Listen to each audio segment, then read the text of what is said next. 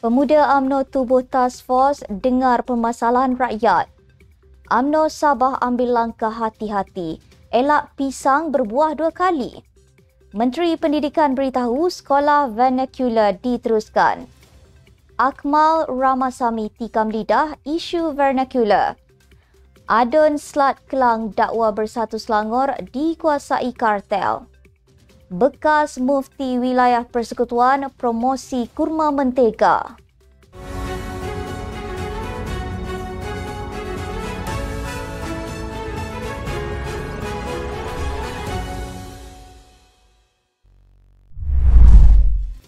Bismillahirrahmanirrahim. Assalamualaikum warahmatullahi wabarakatuh. Salam Malaysia Madani. Bersama saya Asma Ismail dalam Netstep News edisi tengah hari 11 Mac 2024 bersamaan 30 Syakban 1445 Hijrah. Sebelum itu jangan lupa untuk subscribe YouTube Netstep TV dan follow Facebook Netstep Malaysia.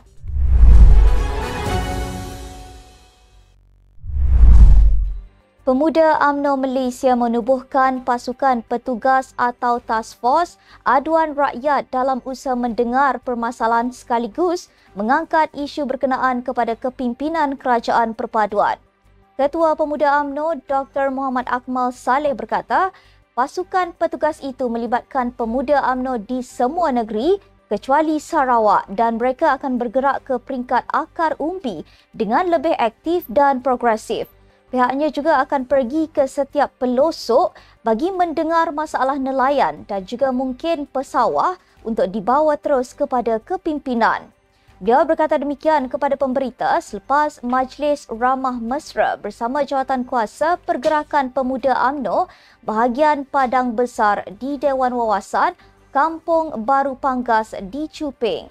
Justru Dr. Akmal meminta rakyat yang mempunyai perkara untuk disuarakan supaya menghubungi pemuda UMNO di peringkat cawangan ataupun bahagian. Dalam perkembangan lain, UMNO dan Barisan Nasional BN Sabah mengambil langkah lebih berhati-hati sebelum mengambil keputusan menjalin kerjasama dengan parti lain bagi menghadapi pilihan raya negeri ke-17 PRN17 akan datang. Langkah berhati-hati itu bertujuan untuk mengelak berlakunya pisang berbuah 2 kali sekaligus sebagai pengajaran daripada apa yang berlaku selepas PRN 16. Ketuanya, Datuk Seri Bong Mokhtar Radin berkata, kejadian lalu menjadi iktibar apabila sumbangan dan jasa UMNO BN bagi memastikan kerajaan negeri dapat dibentuk selepas PRN 16 dinafikan disebabkan kerakusan politik. Beliau yang juga Ketua UMNO bahagian Kinabatangan turut mengakui ada perbincangan dilakukan bersama parti lain namun pihaknya belum mengambil sebarang keputusan. Katanya UMNO BN akan menjalin kerjasama dengan parti yang menghormati perjanjian bersama. Sementara itu, Bong Mokhtar memaklumkan BN Sabah melantik 25 penyelaras bagi setiap parlimen di negeri itu sebagai persediaan menghadapi PRN 17. Kerajaan mengambil pendirian untuk terus mengekalkan sekolah vernacular yang diiktiraf di bawah Akta Pendidikan. Menteri Pendidikan Fadlina Siddiq berkata, beliau mengambil maklum ramai pihak memberi pendapat mengenai isu sekolah berkenaan. Katanya, sekolah vernacular juga diiktiraf oleh Akta Pendidikan dan akan diteruskan. Kenyataan itu dibuat selepas Ketua Pemuda UMNO Dr. Akmal Saleh menggesa kerajaan melakukan penilaian menyeluruh terhadap sistem pendidikan vernacular di negara ini. Akmal sebelum ini menegaskan kepentingan menyuburkan semangat nasionalisme dalam kalangan pelajar di samping meningkatkan penguasaan mereka dalam bahasa Melayu.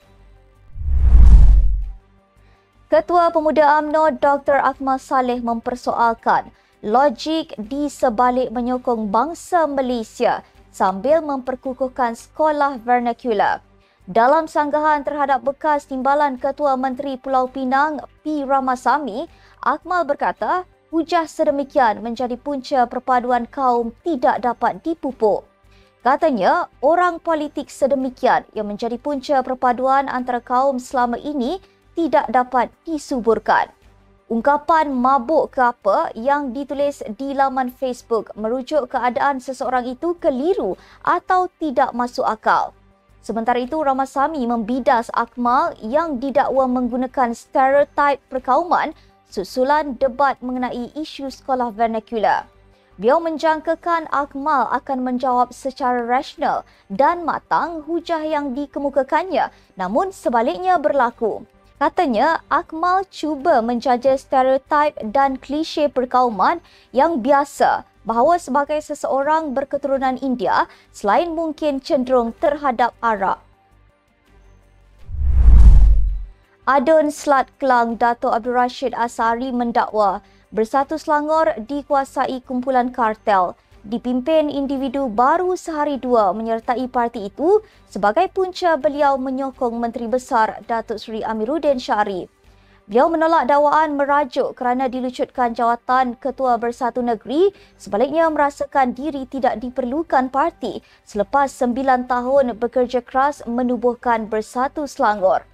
Selaku Ketua Bersatu Selangor, beliau sebelum ini dipertanggungjawabkan mengenal pasti calon parti untuk bertanding pada PRN tahun lalu.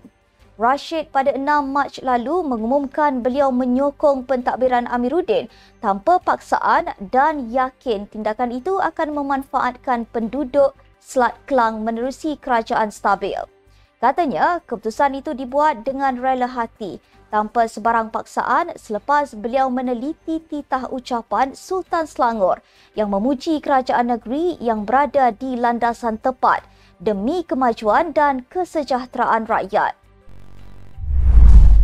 Bekas Menteri di Jabatan Perdana Menteri Hal Ehwal Agama, Datuk Seri Dr. Zulkifli Muhammad Al-Bakri mempromosi kurma berisikan mentega sempena Ramadan ini. Menerusi ciapan di laman X, beliau yang juga mantan Mufti Wilayah Persekutuan menyarankan untuk orang ramai mencuba paduan makanan sunnah itu bersama mentega untuk berbuka puasa.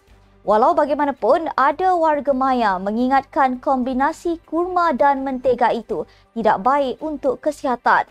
Malah terdapat juga yang meminta penjelasan Dr. Zulkifli mengenai jenis mentega yang disediakan itu. Dan untuk makluman semua, esok kira-kira 20 juta umat Islam di negara ini atau 61.3% rakyat Malaysia akan mula menjalani ibadah puasa sepanjang bulan Ramadan. Sekian untuk edisi tengah hari ini. Ikuti perkembangan semasa isu-isu panas politik Malaysia setiap hari hanya di Netstab News. Jangan lupa untuk follow Facebook Netstab Malaysia dan subscribe YouTube Netstab TV. Netstab Malaysia menjangkau informasi mengorak inspirasi. Saya Asma Ismail. Assalamualaikum dan salam sejahtera.